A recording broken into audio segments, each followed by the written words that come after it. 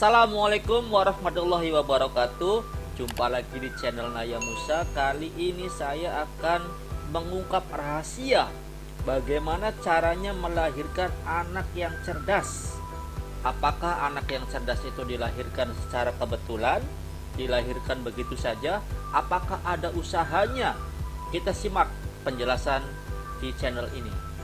Baik, jadi ini penjelasannya. Mengutip dari artikel Dr. Stephen Carleon, beliau menulis dari pengamatan langsung. Selama berada di Israel 3 tahun, Dr. Stephen ini bertanya-tanya dalam tesisnya, mengapa sih orang-orang Yahudi itu pintar? Akhir bulan Desember tahun 1980, beliau berpikir, apa sih sebabnya orang Yahudi pintar? Kenapa Tuhan memberikan kelebihan kepada mereka? Apakah kebetulan atau hasil usaha keras? Kemudian Stephen membuat tesis, tidak main-main. Tesis yang dibuatnya itu memakan waktu hampir 8 tahun. Karena apa? Karena beliau mengumpulkan data setepat mungkin. Jadi tidak boleh ada yang salah dalam mengumpulkan data. Jadi sayang sekali kalau kita melewatkan tesisnya ini yang dikumpulkan selama bertahun-tahun. Kita harus bisa mengambil manfaatnya.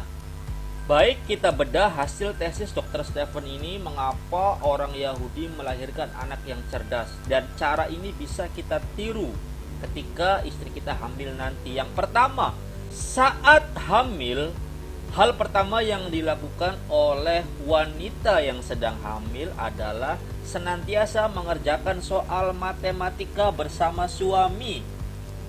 Ibu hamil kemana-mana itu sering membawa soal matematika, mengerjakan dimanapun dia berada. Ketika ada informasi istrinya sedang hamil, maka sang suami segera membeli buku matematika dan mengerjakannya bersama istri. Kenapa? Secara otomatis ketika sang istri mengerjakan soal matematika, maka bayi dalam kandungan pun ikut berpikir. Ketika sang suami membeli buku matematika dan ditanya oleh orang, "Bang, buku matematikanya buat siapa? Buat anaknya ya?" Sang suami akan menjawab, "Ya, ini buat anak saya yang masih ada di dalam kandungan.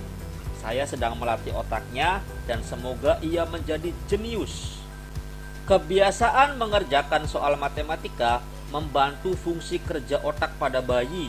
Kebiasaan ini mencerdaskan bayi, dan tentunya tidak hanya bayi yang akan cerdas, ibunya juga ikut cerdas.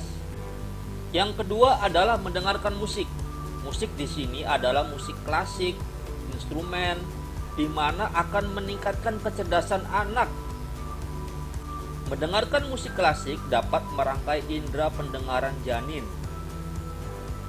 Akan lebih baik jika dipadukan dengan murotal Quran. Jadi dibagi waktunya kapan mendengarkan musik klasik dan kapan mendengarkan murotal. Alunan murotal ini diputar di malam hari, misalnya ketika menjelang tidur, dan ibu hamil secara otomatis akan mendengarkan murotal itu hingga pagi hari, dan bayi di dalam kandungan itu akan mendengarkan murotal itu dan melatih kecerdasan anak. Yang ketiga adalah makanan yang sering dikonsumsi oleh ibu yang sedang hamil adalah kacang almond, kurma, dan susu. Kenapa? Karena ketiganya ini mengandung nutrisi yang sangat tinggi, dan tentunya nutrisi ini sangat bermanfaat untuk perkembangan otak.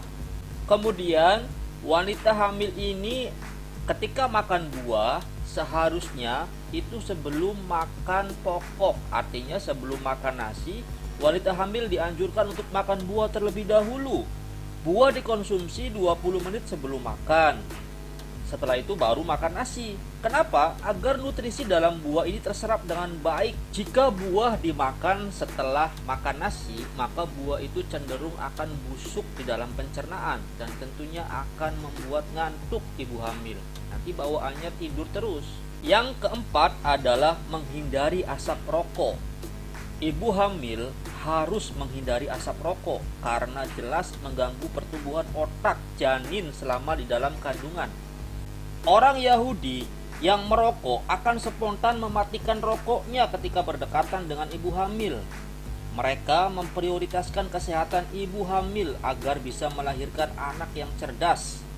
Jarak 10 meter ketika bertemu dengan wanita hamil, pasti mereka akan mematikan rokoknya.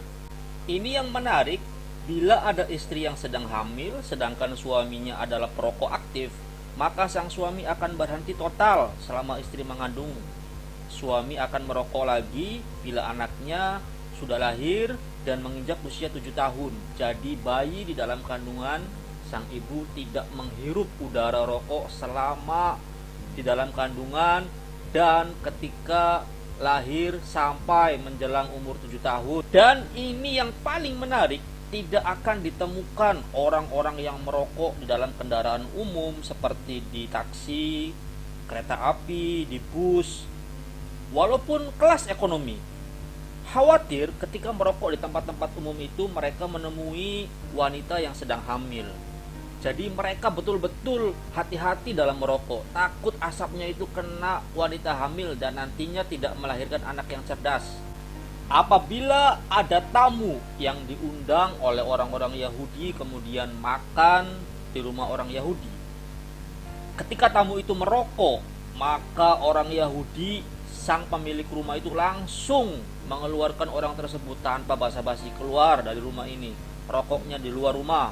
Begitulah cara mereka menjaga bayi di dalam kandungan. Ada penemuan dari saintis gen dan DNA Israel bahwa nikotin dapat merusak sel utama pada otak manusia dan akan melekat pada gen. Artinya keturunan perokok itu bakal membawa generasi yang bodoh. Artinya manusia yang dilahirkan dari keluarga perokok pasti akan menjadi manusia bodoh atau setidak-tidaknya lemah secara intelektual. Ini penelitian dari Israel ya, bukan penelitian dari saya. Yang kelima adalah rutin berolahraga. Jenis olahraganya bagi ibu hamil adalah memanah dan menembak. Apa sih manfaat olahraga ini? Olahraga dapat memperbaiki mood, jadi akan lebih rileks, mengurangi rasa pegal dan memberikan rasa nyaman saat tidur. Yang keenam adalah mengonsumsi satu jenis makanan hewani. Jadi ketika mau makan nih ibu hamil, di meja makannya itu harus ada satu menu hewani. Tidak boleh dicampur dua menu hewani. Artinya menu hewani itu daging atau ikan. Jadi daging dan ikan ini tidak boleh dimakan secara bersamaan. Kalau mau makan daging ya daging, ikan tidak boleh dimakan. Kalau mau makan ikan ya ikan, dagingnya tidak boleh dimakan. Ikan dan daging jika dimakan bersamaan tidak baik secara kesehatan, bahkan justru menurunkan pertumbuhan otak anak yang masih dalam kandungan. Jadi makannya satu saja, ikan atau daging. Yang ketujuh adalah kebiasaan memakan ikan tanpa kepala ikan. Jadi daging ikan ini sangat baik untuk pertumbuhan otak anak, baik dalam kandungan maupun setelah lahir. Tapi jangan dimakan sama kepala ikannya. Kenapa? Karena kepala ikan ini mengandung senyawa kimia yang dapat mengganggu pertumbuhan otak anak dalam kandungan. Selain itu, dianjurkan juga mengonsumsi pil minyak ikan. Pil minyak ikan dikonsumsi setiap hari dapat menghindari kandungan resiko kelemahan otak, termasuk juga gangguan penyakit mental. Baik, itulah rahasia-rahasia kenapa orang Yahudi bisa melahirkan generasi yang cerdas.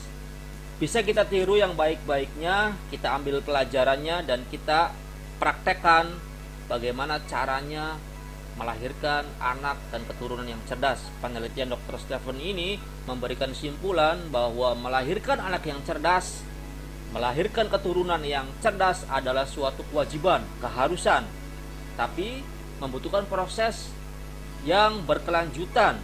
Anak yang cerdas itu tidak dilahirkan begitu saja. Dia dipersiapkan sedini mungkin.